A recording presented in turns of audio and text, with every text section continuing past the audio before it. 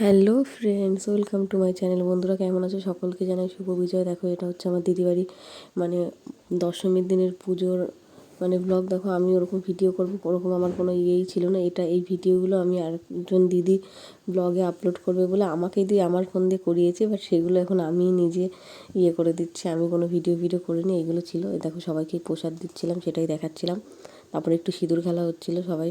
তারপরে আমরা একটু রিলস বানাচ্ছিলাম, রিলসগুলো দেখে নাও।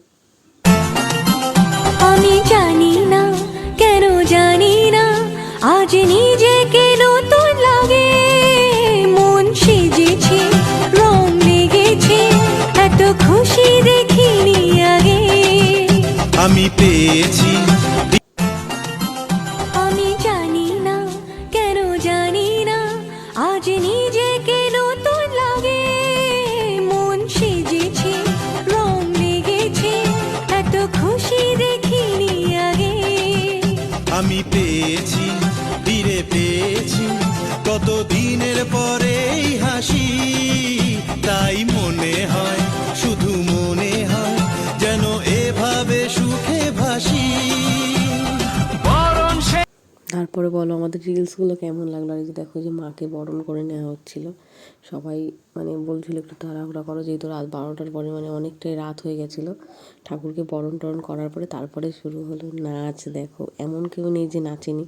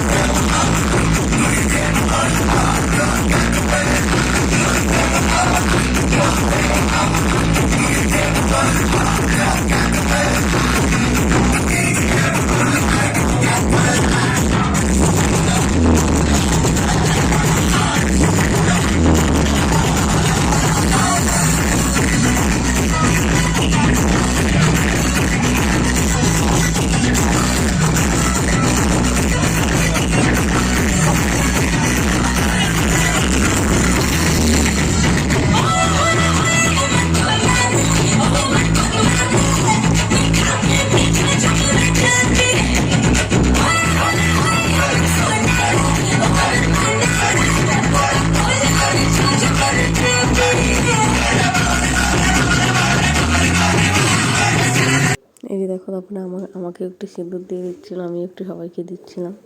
আর তারপরে এই যে মাকে বের করে নেওয়া হয়েছিল, এই তো অনেকটাই রাত হয়ে গেছে।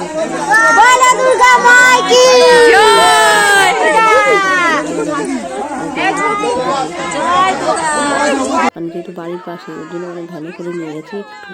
আমি মুখটা ঘুরলেই। আর তারপরে রাতের অন্ধকার, পুরোটা তো সবাইকে তোলা হয়নি, দেখা যেত যে ওদের বাড়িতে কত লোক, শুধু নিজেরাই। আর এই যে দেখো, যে ব্রিজের এখানে জামাইবু ঘটে জল নেবে বলে চলে গেছে। আর এই যে দেখো, এখনই মাকে বিসর্জন দিয়ে দেবে। ব্রিজের ওপর থেকেই করে দিয়েছে, যেহেতু নামার কোনো জায়গা নেই, অত বড় ভারী ঠাকুর নিয়ে নামা যাবে না। সবাই ভিডিওটা লাইক কমেন্ট করো। Tata, bye bye.